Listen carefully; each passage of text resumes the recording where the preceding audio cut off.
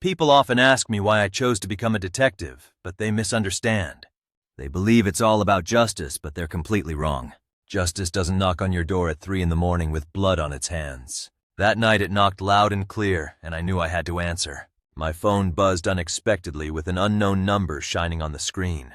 I hesitated, then answered, wondering who could be calling at this hour. All I heard was heavy breathing, intensifying my curiosity and unease. Then came one chilling sentence that froze my blood. "You've got 1 hour before Tokyo burns."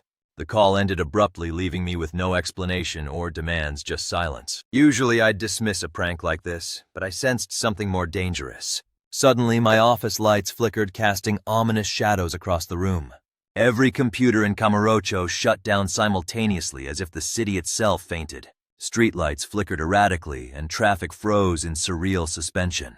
My phone also lost signal, severing any link to the outside world. Someone had maliciously pulled the plug on an entire district, and I knew I was next. I instinctively grabbed my leather jacket and headed into the rain-soaked streets. The city felt eerily quiet, as if it was holding its breath in anticipation. Then I saw him, a man wearing a white mask standing dead center on Tenkaichi Street. He didn't move or speak, simply staring as if waiting for me to approach. As I stepped closer, suddenly he collapsed, dead without a mark or struggle. A single card pinned to his jacket caught my eye. "Check the dragon," it read. I immediately understood. It pointed toward the Millennium Tower, my next destination. I sped toward the tower, adrenaline fueling my pursuit through the pouring rain. Halfway up the stairs, 3 men ambushed me with military precision and speed. They were professional fighters, training that made them lethal and silent. No wasted movement, no hesitation. They aimed to erase me utterly. The fight was fierce, lasting less than a minute, with broken glass and dust flying.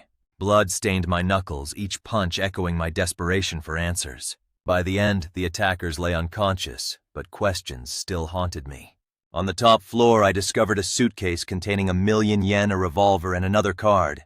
The card was chilling. Every answer has a price. Suddenly, the window shattered with a loud explosion, and a sniper's bullet missed my head by inches. I dove behind a desk as glass shattered across the room in deadly rain.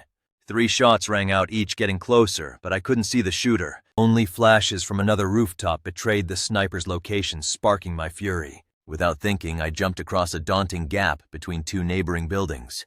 For one fleeting second, I wasn't a detective lawyer or anything else, just surviving. I landed, barely momentum saving me from a deadly fall into darkness below. The sniper ran, and I chased him along rooftops, fire escapes, and neon-lit streets. He ultimately cornered himself, laughing, as if he already knew he'd win.